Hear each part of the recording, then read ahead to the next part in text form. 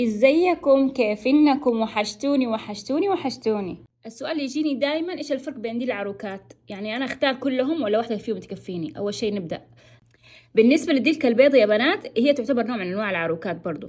يلا، ايش السبب اللي خلاني، هذا السبب اللي خلتني اعمل باقي العروكات، لانه فيها ترمس وفيها فيتامين سي او قشر برتقال، وما يناسب البعض، يعمل لهم حساسية، وكم واحدة تحسست منها. عشان كذا كان لازم في بديل.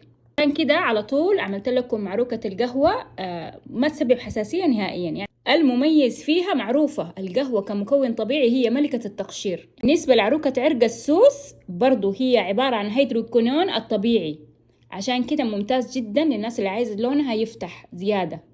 ثلاثة عروكات دي كلها يا بنات ما فيها أي ريحة، يعني ما فيها ريحة الدلكة السودانية اللي هي الأصلية دي. تمام. مشكلتها بس الترطيب حقها مو على قد كده، عشان كده احنا دايما نعملها بالزبادي او القشطه، والقشطه احلى صراحه. وواحده فيهم والله قبل كده ارسلت لي انه هي ضافت صباع زبده، تخيلوا. وبعد ده كله اهم شيء عندي اعاده النشر والتعليق لاي اسئله عندكم. ان شاء الله اليوم انا فاضي اجاوب على كل الاسئله.